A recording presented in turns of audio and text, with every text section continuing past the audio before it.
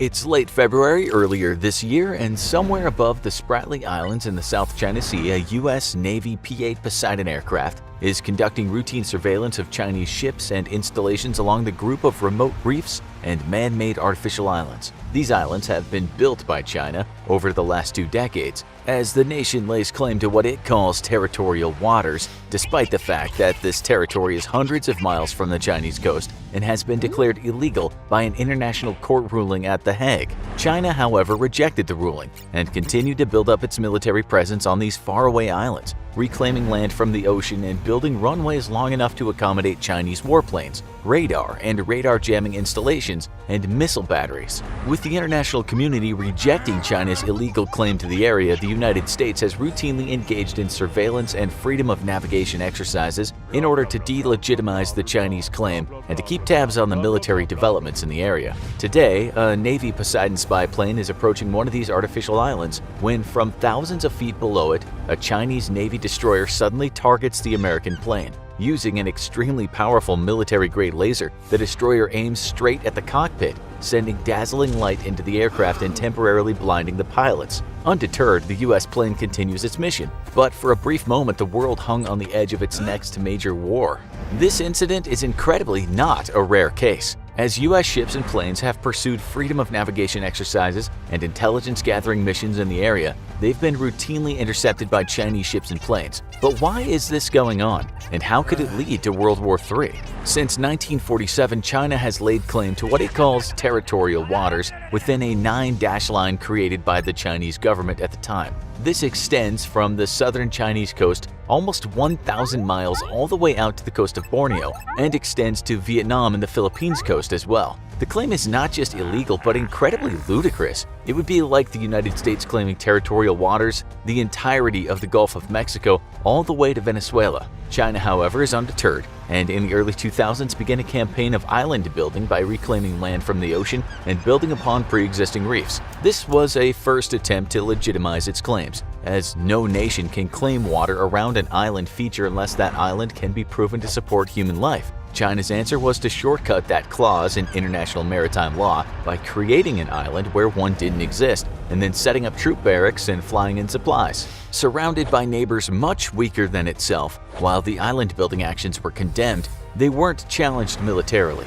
The last time a nation had dared to stand up to China was in 1988, when Vietnamese forces were dispatched to drive away Chinese incursion into an island within their own economic exclusion zone. A confrontation between Vietnam and the Chinese led to China killing over 60 Vietnamese Marines and destroying 3 Vietnamese Navy ships. China officially occupied the reef and has held it ever since. A similar incident was in the making later in 1994 with the Philippines, but the Philippine government, remembering the killing of Vietnamese Marines and sailors by the Chinese, decided to back down and allow China to occupy features within its own territorial waters. But why does China want this massive amount of ocean territory even when it's so far from home? Well, that's because this area of the world is relatively underdeveloped by the gas and oil industry and is home to some of the world's largest energy reserves that are still relatively untapped, rivaled only by the waters around the North Pole. The U.S. Energy Information Agency estimates that there are around 190 trillion cubic feet of natural gas and 11 billion barrels of oil in the area,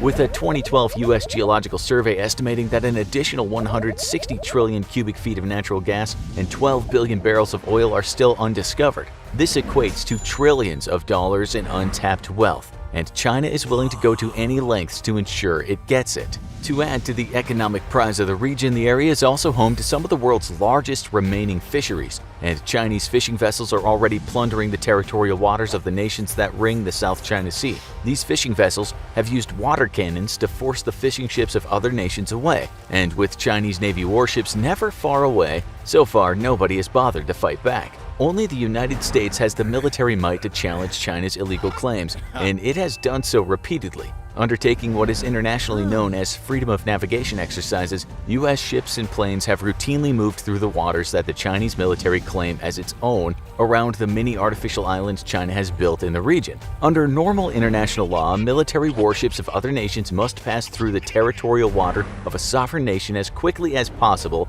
through the most expedient route possible. The US, in a bid to delegitimize the claims by China, has instead opted to sail its ships in a zigzag pattern through the disputed waters, purposefully not sailing as expeditiously as possible, nor taking the most direct route possible. This places China in a difficult position as it can't legitimately claim national sovereignty when the warships of another nation flagrantly disregard that sovereignty. And unlike the small fleets of Vietnam, Borneo, Malaysia, the Philippines, or Burma, the US Navy isn't so easily bullied away by Chinese ships. Instead, China has been forced to respond with everything short of outright force, often shadowing US ships with its own or intercepting US Navy planes on approach to the illegal bases China has built in the region. While so far this hasn't led to a serious incident, thanks on the part by restraint exercised on both sides, this year's laser flashing incident was indicative of China's willingness to push the issue with potentially catastrophic results. Had the US pilots been physically looking in the direction of the laser flash, the high-powered beam could have permanently damaged the vision of the aviators, potentially putting the entire aircraft at risk. So what if the US Navy had lost the entire crew of a P-8 Poseidon?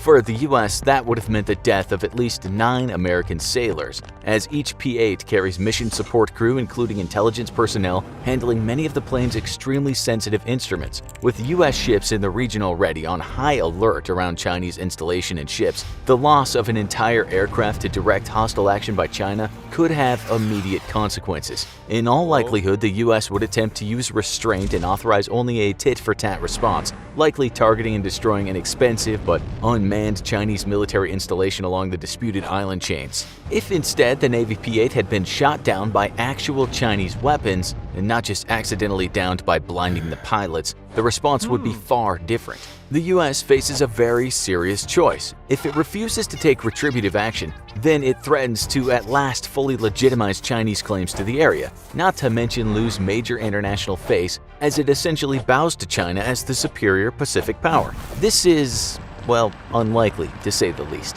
and an actual shoot-down of a US plane by Chinese forces would likely lead to an overwhelming military response. That response, however, would be limited to the specific installation the attack originated from in a bid to allow China the option of not escalating the conflict into all-out war. China would have to accept the loss of what would likely be several missile batteries and a radar and communication station, along with the men manning those resources, or it could choose to escalate the conflict. Escalation would be unlikely, however, as, simply put, the US is by far the superior power in the Pacific. While China can threaten US forces with a large stockpile of ballistic missiles, its Navy is simply no match for the firepower of the US Navy. And most importantly, China has not yet demonstrated that it has the ability to keep its targeting networks for its ballistic missile forces operational past first contact with American forces. Even if, somehow, China's ballistic missile kill chain remains intact, an extremely dubious proposition, its total stockpile is limited, and once those missiles run out, it will be up to the Chinese Navy to fend off the US's Pacific forces,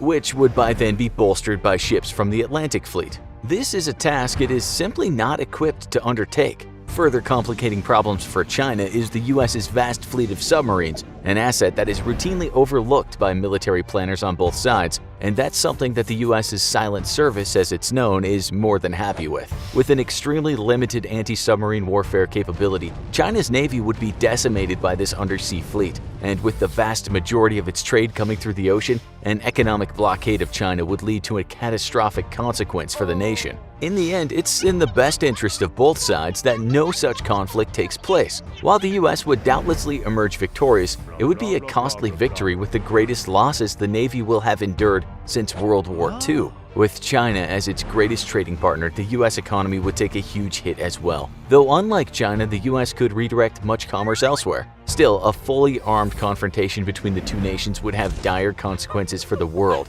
and is not a proposition either side wants to see. And yet, China continues to build upon and expand on what detractors have taken to calling landlocked aircraft carriers in the South China Sea, unwilling to obey international law and continuing to bully its neighbors. This leaves not just the fate of the South Pacific, but the very peace and stability it currently enjoys hanging in the balance, and this time, it's China whose actions will determine what the history books say about war in the 21st century. If this scenario seems far-fetched, perhaps it's not as far off as one might think, as an armed confrontation very nearly occurred between the US and China back in 2001. On April 1st of that year, a US Navy reconnaissance aircraft was operating near yet another disputed Chinese encampment, this time on the Parcel Islands, when it was intercepted by two Chinese J-8 fighters. In a bid to intimidate the Americans, one of the J-8 pilots undertook two high-speed flybys of the big U.S. plane. But on the third attempt, the pilot completely misjudged his skills and rammed straight into the American EP-3E.